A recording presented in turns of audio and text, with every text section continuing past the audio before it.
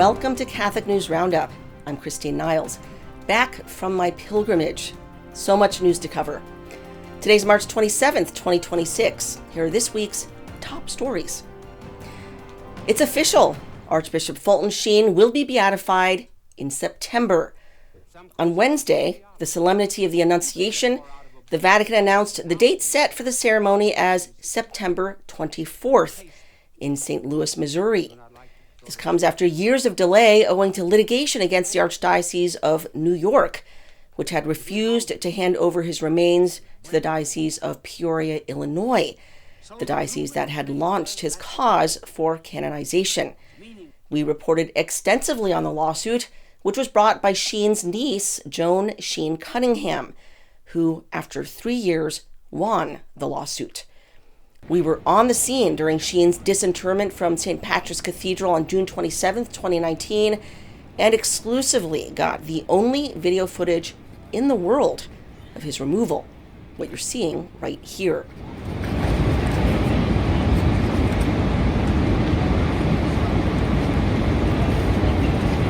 The Diocese of Peoria explained that it chose St. Louis for the ceremony because its arena can hold a large number of people, unlike in Peoria. To book tickets for the event, go to celebratesheen.com. That's celebratesheen.com. Some of you may want to plan a road trip to Missouri this fall. In other church news, Pope Leo is desiring greater inclusion for traditional Latin Mass-goers. In a message to the French bishops this week, he noted the painful wound regarding the Mass, what he called the very sacrament of unity. Quote, "To heal it, a new way of looking at one another, with a greater understanding of each other's sensitivities, is certainly necessary. A way of looking that can allow brothers, enriched by their diversity, to welcome one another in charity and the unity of faith. May the Holy Spirit inspire you with concrete solutions that will allow for the generous inclusion of those sincerely attached to the Vitus Ordo." Eyewitnesses have confirmed Pope Leo, back when he was Father Prevost, offered the traditional Latin Mass himself in Chicago. And another saint for the Church, the founder of Boys Town, is inching closer to canonization. On Monday, Pope Leo declared Father Edward Flanagan a servant of God, the first step towards sainthood. Father Flanagan was born in Ireland and founded Boys Town in Nebraska in the 1920s, a place for troubled boys to find a community and faith. Boys Town was popularized by the 1938 film of the same name, starring Spencer Tracy and Mickey Rooney.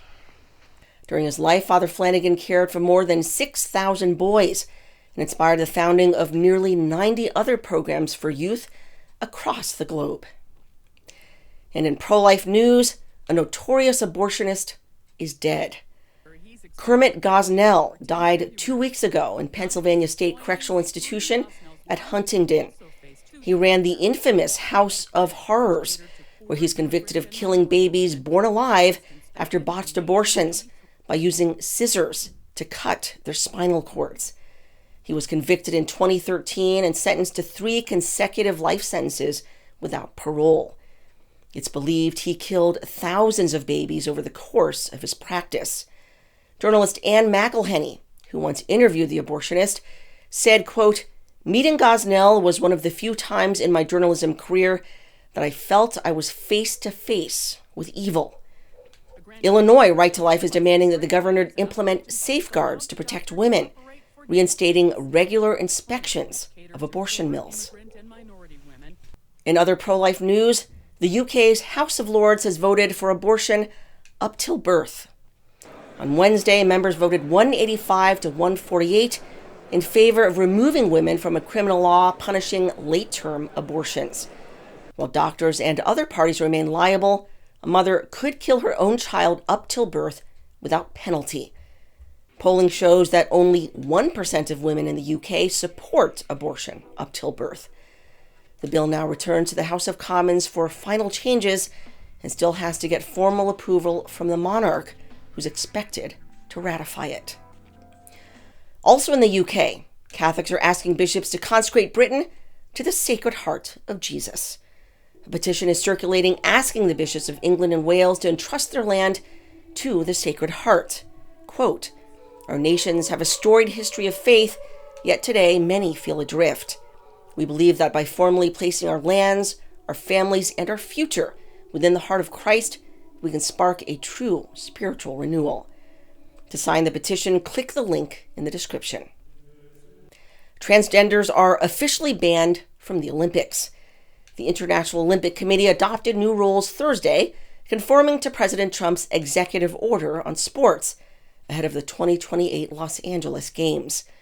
The new policy limits women's sports to biological females, requiring a mandatory gene test for each athlete. This comes after outrage in 2024 when Imane Khalif, a biological male, won the Olympic gold medal against a female boxer.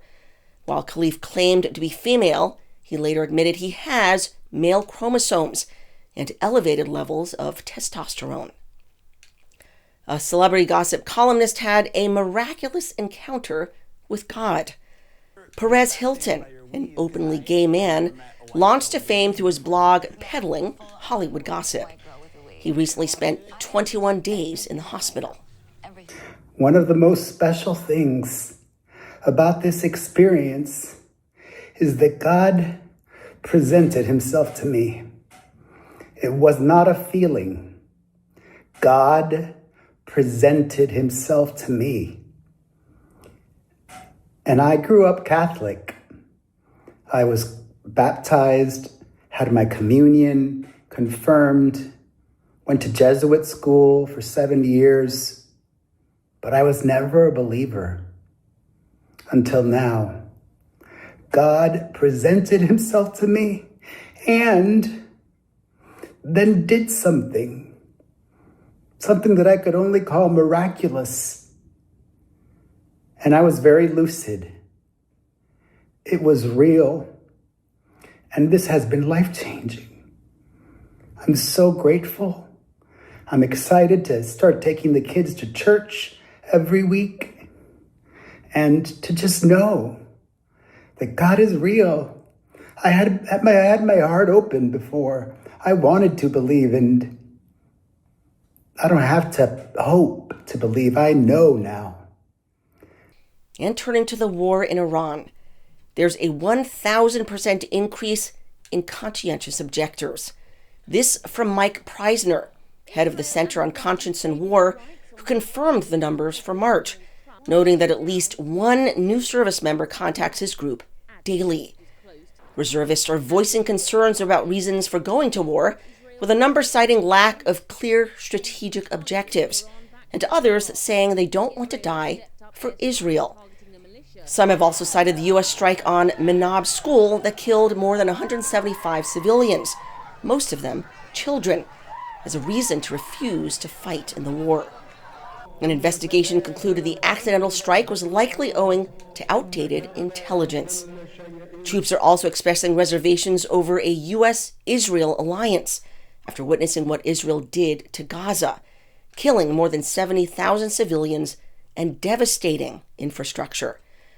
A recent NBC poll shows 63% of voters under 34 view Israel negatively, as compared to 37% just 3 years ago.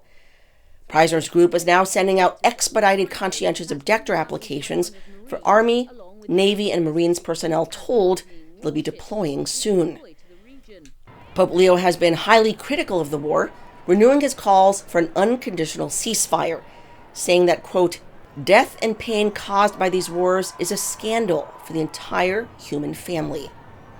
In comments to media Thursday, Vatican Secretary of State Cardinal Pietro Parolin claimed this is not a just war, saying, quote, "No, it does not seem to meet the conditions." In related news, the Palm Sunday procession in Jerusalem is being canceled in light of the war. Cardinal Pier Battista Pizzaballa, Latin Patriarch of Jerusalem, made the announcement Monday. The harshness of this time of war, which affects us all, today bears the added burden of not being able to celebrate Easter together and with dignity. This is a wound that adds to the many others inflicted by the conflict. The last time the Jerusalem procession was canceled was in 2020, during COVID. Meanwhile, as the world watches the Iran war unfold, Jewish settlers are ramping up attacks in the West Bank. Saturday night, dozens of extremists raided 20 locations, torching homes and cars and beating up property owners. A number of people were inside their homes as settlers lit houses on fire. The Israeli Defense Forces have arrested no one. Attacks have also increased in Taibe, the last fully Christian village in the West Bank, with local Catholic priest Father Bashar Fawadleh pleading with the international community. We are a civilian Palestinian people. We want to live in peace.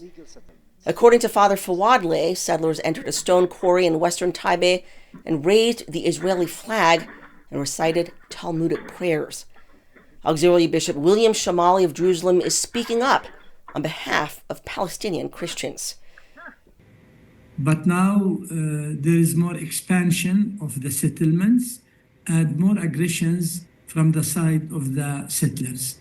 They started by kicking out the farmers from Area C, from their properties, because the settlers believe that all the land of Palestine should be Jewish. The settler attacks come weeks after Israel's Knesset passed a measure effectively annexing portions of the West Bank. According to the United Nations, 25 Palestinians have been killed by Israeli settlers so far this year. And closing out this broadcast, children in Gaza have a new lease on life. Gaza has the highest number of child amputees per capita than anywhere in the world. The Vulnerable People Project is helping supply prosthetics to these children. Watch. There are 18,000 children in Gaza without a living relative. Most child amputees in the world, the majority of them, live in that little strip of land that we call Gaza. What if I told you we could provide prosthetic limbs to the tens of thousands of child amputees in Gaza right now?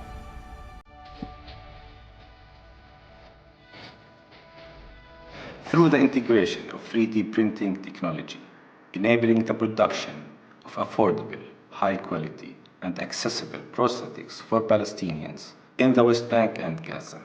The Vulnerable People Project has teamed up with the Bethlehem Arab Society for Rehabilitation to use advanced 3D printing technology to create prosthetic limbs that are affordable, quick to produce, and life-changing. For thousands of children, this means a second chance to move, to play, to live again. But more help is needed, with each limb costing about $2,500 to create and fit onto a child. For every $100,000 we raise, we can provide limbs to 40 children. Be part of the solution and help us restore what war has taken away from these innocent children. Find out more at GazaWalks.com.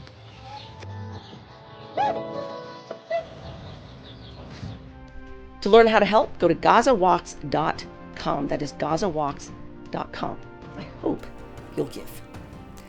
That is this week's Catholic News Roundup. Please go to stellamars.media to sign up to our email list for the latest news and updates. Thank you so much for watching. May God bless your week. I'm Christine Niles.